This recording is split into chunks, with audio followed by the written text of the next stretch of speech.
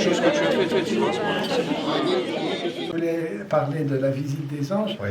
et donc il y a quelque chose qui me touche dans ce passage-là, et je l'aime beaucoup dans l'ensemble, Ouais. mais c'est qu'Abraham courut vers ses visiteurs, donc il reçoit en plein midi, la Bible dit que c'était à midi, alors la plus chaude de la journée, et bien il court vers ses visiteurs pour les accueillir. Et voilà. Donc, en fait, dans le Coran, il parle aussi de...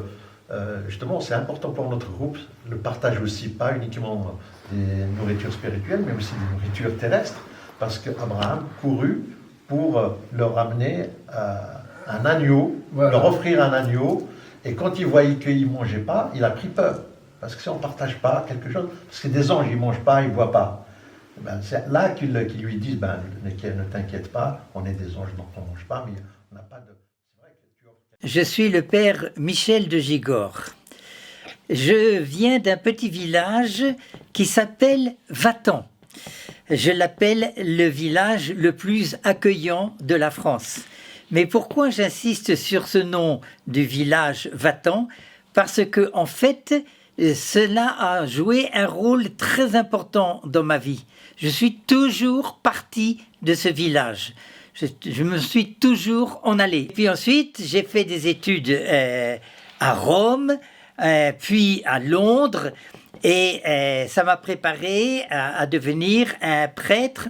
Je suis un prêtre un petit peu spécial parce que les prêtres en général, ils sont attachés à un diocèse particulier, mais moi je suis rentré dans un groupe de prêtres qui avait comme spécialité d'aller travailler à l'étranger. Et il m'a fallu rentrer en France pour en être tout à fait conscient.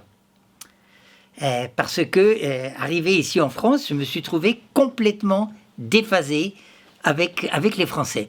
Complètement déphasé. Il m'a fallu 8 ans pour retrouver une certaine aise à vivre au milieu des Français. Ça paraît étonnant, mais c'est la réalité. Quand je suis arrivé à Dijon, on m'a demandé d'être impliqué dans des questions de dialogue avec les musulmans. Parce que quand même, là-bas en Malaisie et aux Philippines, j'ai vécu essentiellement avec des musulmans.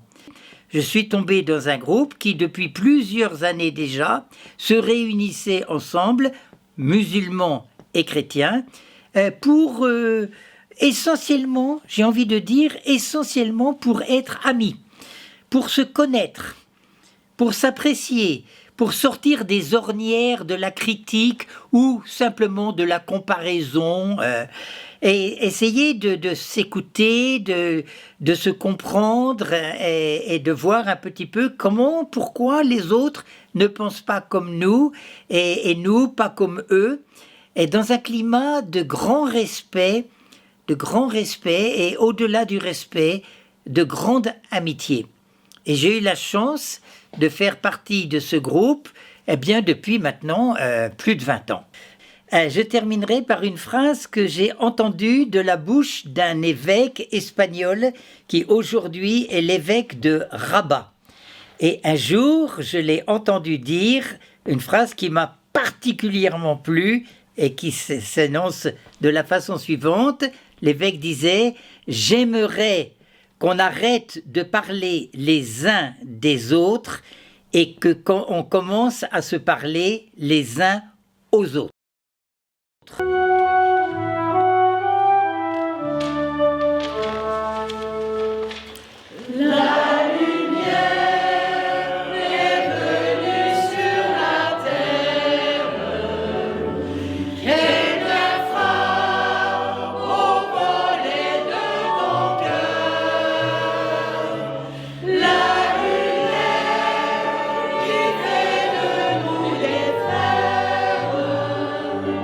Le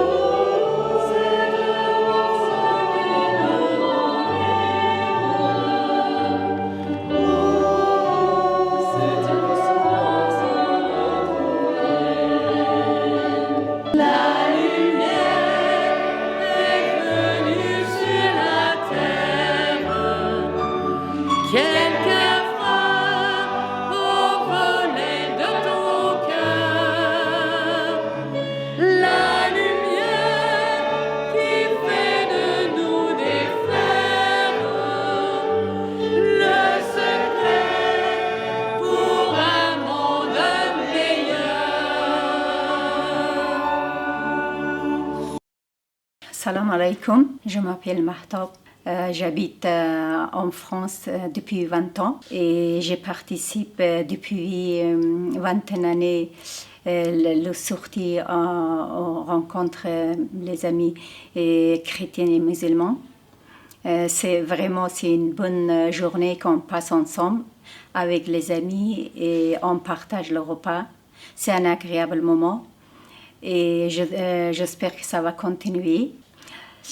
Malheureusement, en Afghanistan, parce que moi je suis afghane, je viens d'Afghanistan. En Afghanistan, les femmes, elles souffrent parce qu'il n'y a pas d'école, pas de fac. Les talibans, ils ont interdit pour les femmes interdites de sortir de la maison. Elles ne peuvent pas faire des études. Et j'espère que la seule chose que dans le monde, j'espère que ça va ouvrir les portes de l'école, les facs pour les femmes, pour les filles, parce qu'ils en souffrent. Moi, des amis, des proches qui vraiment, ils souffrent, ils sont tombés malades, elle a des dépressions à cause parce qu'elle était elle travaillait très bien à l'école, elle voulait venir médecin, pharmacien, et malheureusement maintenant ils sont tous à la maison, elle ne peut pas sortir. J'espère que c'est la seule chose que vraiment je souffre pour cet événement qu'il passe en Afghanistan.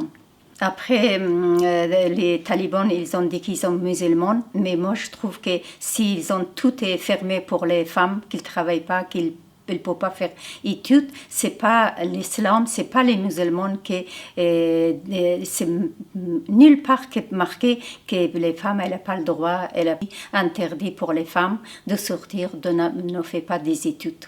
Paul Lamarche, prêtre ouvrier, centenaire, ce qui me vaut la visite de beaucoup d'amis, dont les amis de ce groupe de dialogue et d'amitié auquel j'ai participé pendant maintenant une 50aine d'années. Le temps passe. Ces années ont été riches de rencontres, et en particulier de rencontres et de découvertes des amis du monde étranger, spécialement musulmans.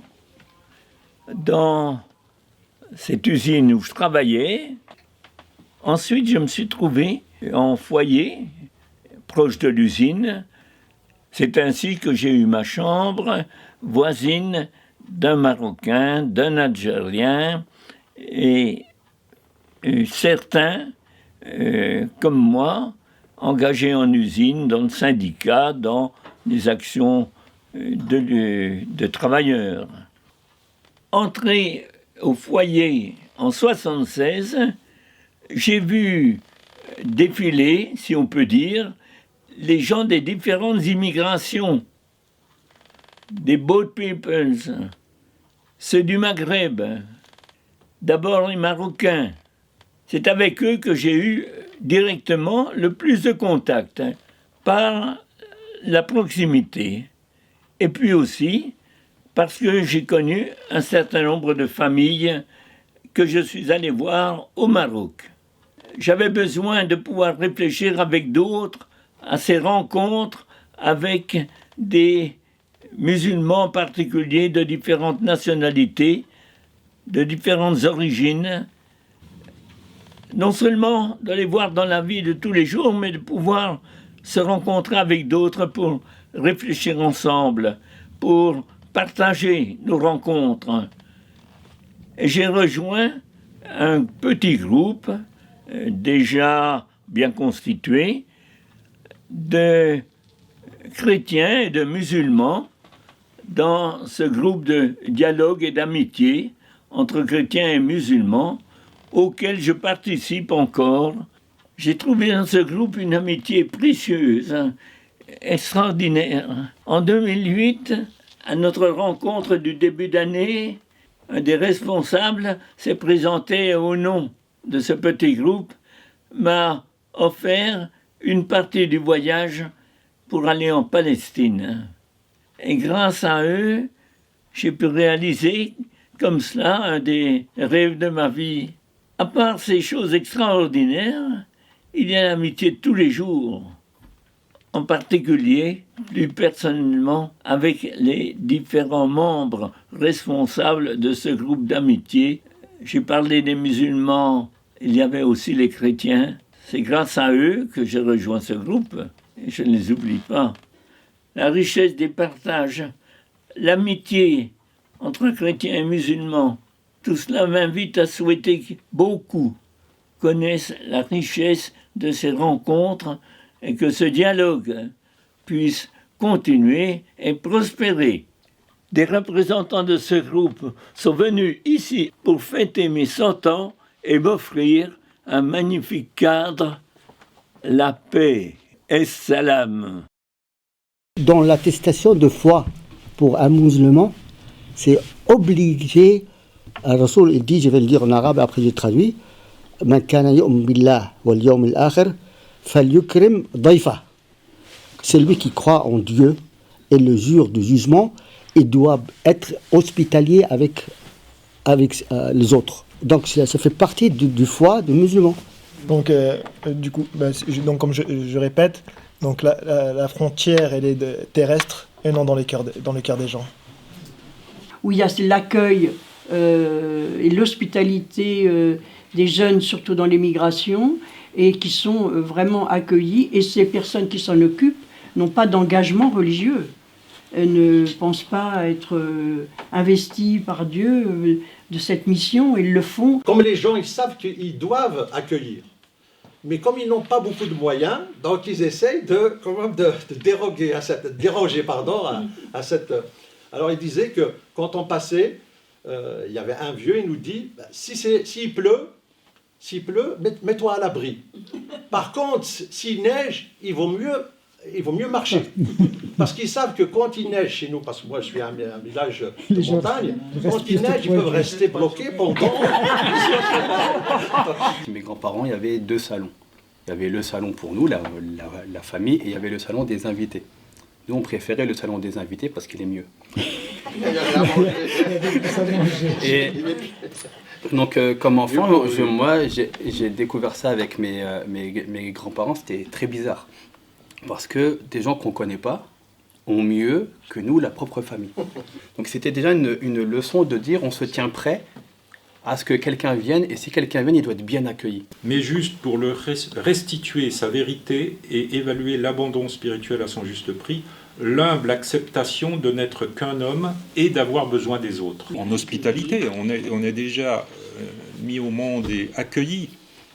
Déjà, si on a la chance d'être bien accueilli par nos parents, mais déjà Dieu, dans tous les cas de figure, on est quand même temporairement, mais reçu par Dieu sur la terre. Voilà, donc on lui doit notre existence. Et Pierre ? Ah ben volontiers, merci. Voilà. Et donc, qu'est-ce que j'ai fait de mal ? C'est pas toi. Oui, mais en fait, vous avez appelé une radio en date. Il faut couvrir. C'est pareil, j'ai mis la veste.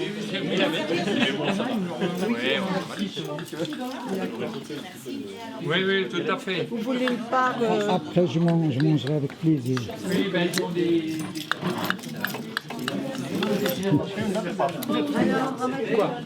On pourrait peut-être se tutoyer. Ah oui, ce sera plus facile, oui.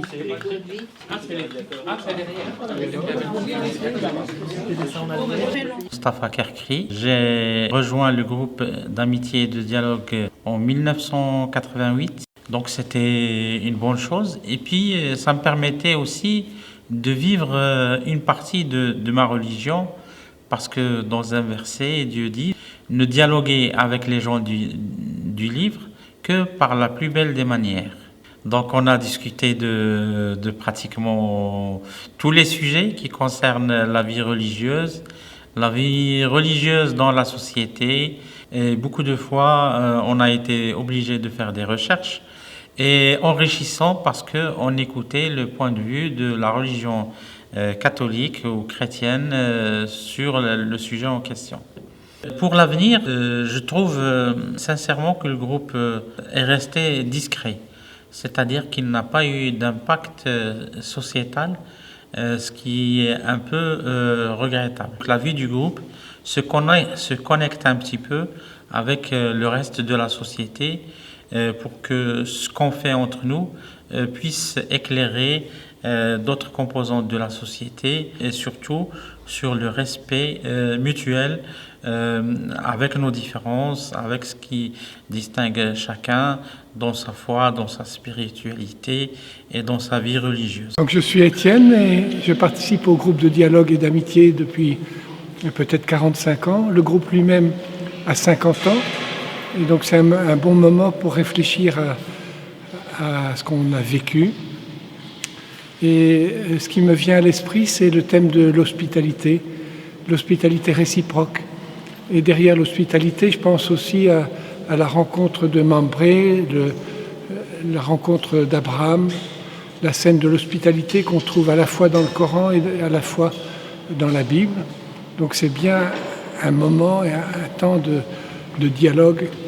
Et dans cette rencontre où Abraham reçoit des inconnus, eh bien, il s'aperçoit qu'il reçoit en fait des anges et il reçoit peut-être même Dieu. Et c'est ça l'expérience de l'hospitalité, c'est de rencontrer les autres et par là même de rencontrer l'autre avec un grand A, l'hospitalité. Et cette rencontre est féconde. On sait qu'elle se termine par la naissance d'Isaac. Cette rencontre est féconde et nos rencontres sont fécondes, tout au moins je l'espère. Voilà. Alors on parle de groupe de dialogue et d'amitié. J'insiste sur le mot rencontre parce que le dialogue ça fait un peu peur. La rencontre c'est plus facile. Il faut pouvoir rencontrer les autres. Et donc ce moment de dialogue et d'amitié, c'est un dialogue qui n'est pas un dialogue des cerveaux, c'est pas un dialogue des concepts, c'est plutôt un dialogue des cœurs. On essaye de parler de cœur à cœur et on parle par exemple du jeûne, on parle de la prière, on parle de nos expériences, on parle du pardon et sur ces thèmes-là, on se rencontre parce que on n'est pas tellement éloignés les uns des autres. Alors nous sommes à Notre-Dame dont la statue est ici. Et Marie est une figure commune à l'islam et au christianisme. Et c'est donc je ne sais pas comment dire, c'est pas un thème, c'est un lieu, c'est une personne de rencontre sur laquelle nous pouvons méditer en commun, en particulier la scène de l'Annonciation qui est très voisine dans l'Évangile et dans le Coran. Et donc on serait très heureux d'accueillir davantage de musulmans, davantage de jeunes. Et nous espérons que ces 50 ans vont permettre une ouverture de notre groupe encore plus grande. Voilà, merci. Allahu Akbar, Allahu Akbar. Ashhadu an la ilaha illallah. Ashhadu anna Muhammadan Rasulullah. Hayy ala as-salah, hayy ala al-falah, hayy ala al-falah. Allahu Akbar, Allahu Akbar. La ilaha illallah. Ça va? Ça fait longtemps, hein? Ça fait longtemps, on n'a pas vu. Allez-y. Ah, merci, merci. Allez-y. Ah, c'est génial, hein? Ça va, tout va bien? Oui, la famille et tout. Ça va les enfants? Oui, tout va bien, tout va bien, oui. Ça fait longtemps qu'on n'a pas vu. Exact, oui. Mais bon, quand on sait qu'on est vivant, que tout va bien, oui, c'est ça. Avec la grâce de Dieu, tout va bien. Ouais. Je m'appelle Maria et je suis avec tout le monde bien. Et je suis rentrée dans le mouvement musulman. Je m'attends très bien avec parce qu'ils sont des gens très, très bien. Et en même temps, on fait de belles choses, on parle. Et moi, tout ce que le monde, qu'on l'aime bien les uns les autres, le bon Dieu c'est le même, c'est notre Père. Alors on sont unis tous les deux et faire ce qu'il a envie qu'on fasse pour lui dans le monde, pour la paix, pour la guerre, pour les femmes, pour tous les hommes et pour tous. Que la grâce du Seigneur soit avec nous. Comme vous voyez, je suis partie à des endroits avec et je me sentais bien parce qu'ils sont francs, ils aiment bien les gens, ils parlent. Évidemment, c'est pas la même religion, mais nous, on est tous des frères. Il faut s'aimer les uns les autres. La vie est parfaite quand on s'aime les uns les autres. Du coup, j'espère que vous tous, qu'on peut s'aimer les uns les autres et qu'on a un monde meilleur. Ça serait génial. Dieu sera content avec nous, comme Mohamed. Je prononce peut-être pas bien, mais il comprend. Il comprend toutes les langues. Il ne faut pas se gêner, il faut s'aimer les uns les autres, s'aimer tous. Le monde est petit en même temps difficile, mais si vous croyez à la puissance du Seigneur, tout est bon. Pourquoi se gêner? Pourquoi vivre? Il ne faut pas se laisser aller. Il faut dire, Seigneur, je suis là. Et lui, il fait le reste. Bismillah. Je m'appelle Benirlef Kader. Je suis originaire de Marseille, ça fait 25 ans que j'habite à Dijon. J'ai connu le groupe par l'intermédiaire d'un ami et l'ami du groupe, Luc Thibault, qui habite à Brest actuellement, un chic type que j'apprécie beaucoup. Et de là, c'est parti cette amitié, cette alliance entre le groupe chrétien et musulman. Voilà. Donc j'ai côtoyé pas mal de personnes qui sont de ce monde et d'autres qui sont déjà partis. Ce qui m'a marqué, c'est par exemple Madame Marguerite. C'est l'une des doyennes de ce groupe que j'ai côtoyé, on en a parlé il y a quelques années, elle est décédée. Et puis j'ai connu Père Frédéric de Cîteaux, un homme de pensée, et une grande fierté que je l'ai connu. Il y a aussi Cissé Zeyni, docteur en chimie, qui nous a quittés il n'y a pas longtemps. Mais on ne parle pas que des gens qui sont partis, il y a d'autres qui sont encore vivants, comme Étienne, son épouse, Majid, Elali, et d'autres. Ce qui m'a encore marqué, c'est par exemple, il y a quelques années, on a visité la ville de Toul, où on a visité la cathédrale. Elle est extraordinaire. Et il pleuvait des cordes. Et on a été reçus par le curé, et il nous a visité cette église. Elle est extraordinaire. Et puis on a été reçus par un groupe musulman de Toul, où ils nous ont reçus, une grande fraternité. Je suis content que ce dialogue continue et je resterai toujours fidèle tant que ma santé le permette. Voilà mon mot, ce que je voulais dire. Allahu la ilaha illa hu al-hayyul qayyum. Donc là, on est à la rencontre du Ramadan, avec tout le groupe, enfin une partie du groupe en tout cas, et on a partagé tout à l'heure dans les conférences des nourritures spirituelles, et maintenant on partage les nourritures terrestres, et il y a tout ce qu'il faut. Oui, c'est important chaque année d'avoir ce temps de dialogue, et le dialogue, c'est pas seulement intellectuel, mais c'est aussi de l'amitié. La convivialité. Une petite phrase qui est assez connue, qui est « N'a pas la foi celui qui ne désire pas pour l'autre ce qu'il désirerait pour lui-même ». M'interpelle beaucoup et qui me parle beaucoup, c'est l'hospitalité comporte la réciprocité déjà. C'est l'idée de la réciprocité entre celui qui donne et celui qui reçoit. Et puis que c'est une force de transformation. Et la transformation réciproque de celui qui donne et de celui qui reçoit. Et ça, je trouve ça très juste, quoi. Ça me parle beaucoup. Je suis syrienne.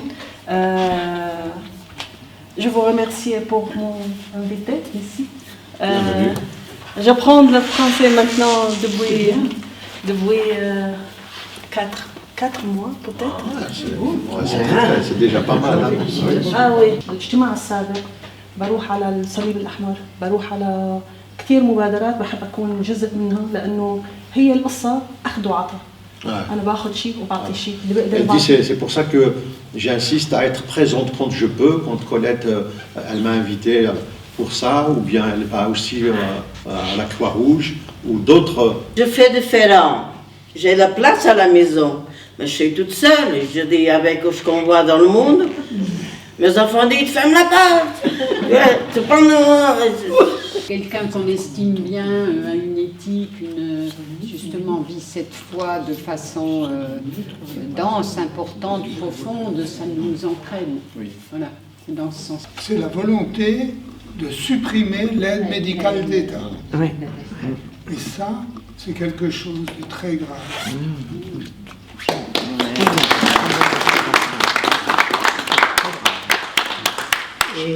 Paul, est-ce que tu... pardon. Pardon. Et c'est une action perdant-perdant, parce que toute la population va y perdre en santé. C'est un gros principe. Et évidemment, la relation avec les amis et frères chrétiens, ça remonte déjà au moment où j'étais aussi en Algérie. Le dialogue ou le hiwar en arabe, c'est quelque chose qui est inscrit dans nos gènes en tant que musulmans, donc on dialogue avec les autres gens de façon générale. Dieu nous a créé différentes tribus, différentes langues, différentes couleurs, et c'est un des signes de Dieu. Donc le groupe n'est pas non plus fermé, c'est pas uniquement, exclusivement aux musulmans et chrétiens uniquement. Et on a eu des échanges très constructifs parce que ça se fait tout simplement dans la modestie, mais en essayant d'être franc, d'être amical, d'être fraternel. Donc de se dire des choses, on apprend des choses les uns sur les autres, on apprend même, les uns nous apprennent des choses sur notre religion, et je pense que c'est réciproque aussi. Et il y a différents moments, notamment avec le doyen de notre groupe, Paul Lamarche, qui a fêté 1 siècle il y a quelques mois. Et puis il y a aussi quelqu'un malheureusement qui nous a quittés, c'est le frère Frédéric de l'abbaye de Cîteaux, avec qui on a partagé beaucoup de moments, y compris au moment où il allait partir. Et j'ai même gardé un petit souvenir, un petit éclat de bois au moment des marronniers qu'il venait au mois de mars 2019, avant juste quelques semaines ou quelques jours avant sa disparition. Et j'ai gardé ce éclat de bois de marronnier. Il venait de les abattre pour dégager un petit peu l'allée, malheureusement. Donc, frère Frédéric, c'est quelqu'un qui m'a beaucoup apporté. On a échangé avec fraternité, avec humour surtout. Bonjour, je m'appelle Sophie. Nous nous trouvons ici dans un lieu symbolique pour ce groupe d'amitié et de dialogue chrétien et musulman, puisque c'est dans cette paroisse que les musulmans ont été accueillis pour un lieu de prière qu'ils n'avaient pas à l'époque, dans les années 75. Donc ils ont été accueillis dans cette paroisse par les chrétiens de cette paroisse pour leur moment de prière. Alors je voulais témoigner aussi de ce que le groupe m'a apporté tout au long de ces années où j'ai participé. Alors je suis venue dans ce groupe par un frère cistercien de l'abbaye Notre-Dame de Cîteaux qui participait bien avant moi et depuis longtemps je pense.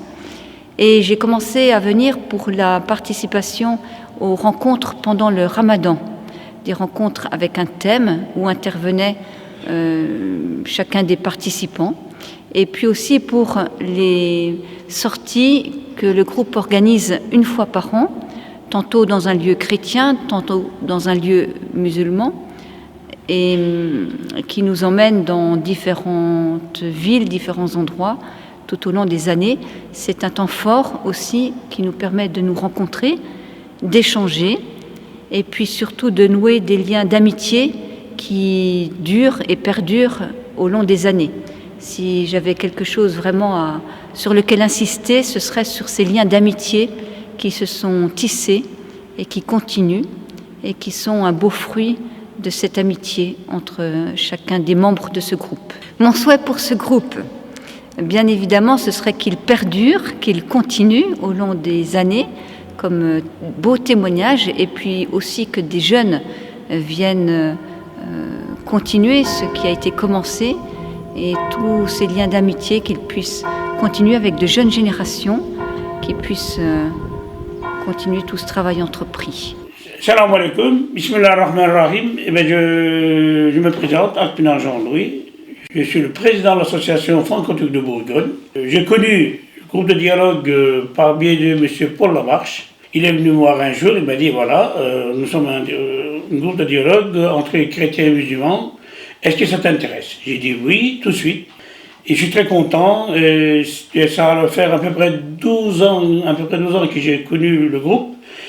Et ça, j'ai des bons souvenirs. Voilà, c'est un bon souvenir et ça continuera dès que je peux. Je participerai toujours au dialogue, discuter, reconnaître des gens différentes cultures, différentes religions, aussi voilà, différentes langues. Voilà. Donc ça me fait plaisir de reconnaître des autres personnes. Voilà. Amin. As-salatu wassalamu alayka ya Rasulullah, as-salatu wassalamu alayka ya Habiballah, as-salatu wassalamu alayka ya Sayyidina Medina al-Akhirin, elhamdülillahi Rabbil Alamin. Ya Rabbi, bizleri, devletimizi, milletimizi, İslam alemini koru. Dünyada olan bütün Müslümanları koru ya Rabbi. Ya Rabbi, tout ce qui est la guerre, tempête, violence, la haine, et le racisme, ya Rabbi, protège-nous tous. Donne la paix dans le monde entier. Il n'y aura plus de guerre, il n'y aura plus de violence, et qu'on puisse vivre en paix, on puisse mourir en paix. Ya Rabbi, donne-nous le pouvoir de gagner le paradis et pas l'enfer. Ya Rabbi. Salamun alaykum, sharrafallahu qadrakum, wadamat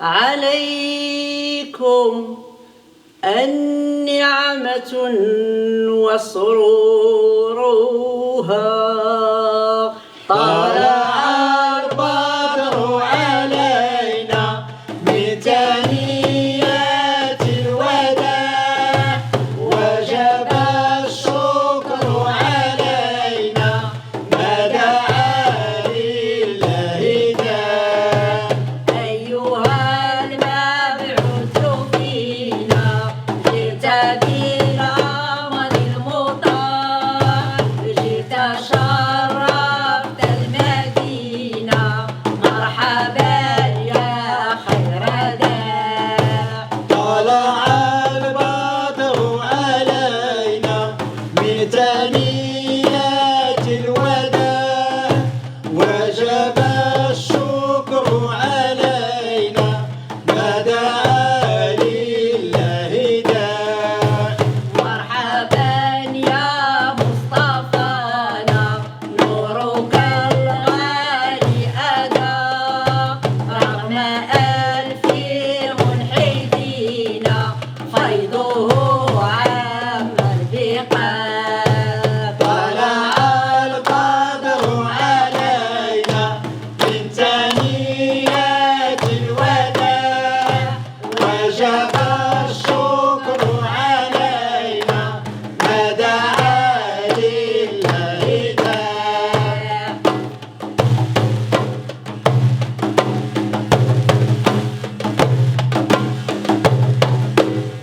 Moi, je suis Luc Thiebaud, donc je suis dans ce groupe d'amitié entre chrétiens et musulmans depuis 25 ans, alors que le groupe a 50 ans.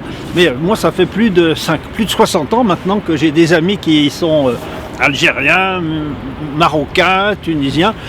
Et il se trouve, comme vous le savez peut-être, que beaucoup des gens de ces pays-là sont musulmans. Mais j'ai mis un certain temps à m'intéresser, à discuter avec eux sur le plan de leur religion. Voilà. Et c'est eux qui m'ont donné un peu le goût de ce dialogue. Alors, puisqu'on est là dans ce magnifique parc avec derrière nous les cèdres de l'Atlas, et ben c'est vrai qu'on faisait, dans notre groupe, on a fait souvent, tous les 8 mai, on fait une balade un peu dans des endroits, et ça nous permet d'échanger sur la nature aussi, sur notre place de la nature dans notre spiritualité. Alors j'ai un souvenir particulièrement ému d'un ami qui nous a quittés il y a plus de 10 ans, qui était un peu le photographe du groupe, Mamadou, qui était mauritanien.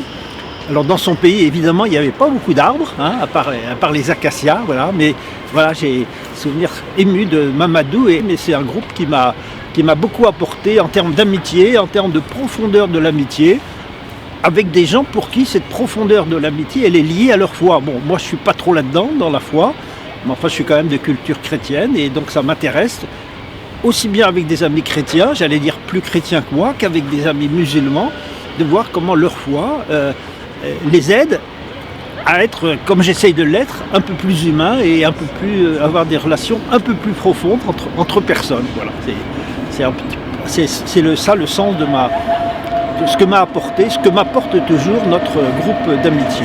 Alors c'est vrai que en ce moment, depuis tout le temps d'ailleurs, mais particulièrement en ce moment, les religions servent quelquefois, peut-être malgré elles, de porte-drapeau à des discours de haine, hein, c'est vrai. Donc je crois qu'il est important, que ce soit par la religion, par les arbres, par tous les sujets, de se rencontrer, de voir ce qu'on a en commun, aussi bien entre croyants et non-croyants, entre croyants de la religion juive, de la religion musulmane, de la religion catholique, etc., d'essayer de voir. Et c'est vrai qu'en ce moment, c'est pas brillant. Ben, raison de plus pour que vive longtemps notre groupe et qu'on puisse échanger, pas forcément d'ailleurs sur des sujets délicats comme la paix, mais aussi sur l'amitié, sur la connaissance, parce que qu'est-ce que c'est que cette haine qui se développe? C'est beaucoup, pas uniquement, mais c'est beaucoup un problème de méconnaissance, hein. Et si on se connaît, si on a été se balader ensemble sous les arbres, on n'a pas le même discours avec l'autre, voilà. Et il y a un peu de haine qui tombe comme les feuilles mortes tombent en ce moment dans ce magnifique parc, voilà. Il n'y a pas un désir fort dans nos communautés, hein, je dis bien dans nos communautés, il n'y a pas tellement un désir, il faut qu'on arrive à le développer. Voilà. Ouais. Et voilà, donc, les gens sont gentils, bon, quand je viens à la mosquée, tout le monde me reçoit gentiment, mais c'est exactement la même chose, c'est pas la priorité des chrétiens, c'est pas la priorité des musulmans. Or, à mon sens, il y a une urgence, il y a une urgence de la rencontre. Oui, tout à fait.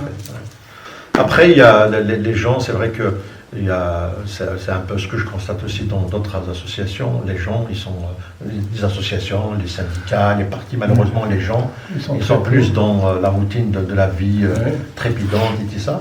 Mais il y a aussi peut-être, on peut aussi nous, parfois, je pense que certains me l'ont dit, ils préfèrent les moments simples ou de convivialité que des moments un peu intellectuels et tout ça. Pour certains, s'ils ne maîtrisent pas la langue ou ne maîtrisent pas toutes les notions, parfois ils n'aiment pas trop les conférences, les débats et tout ça.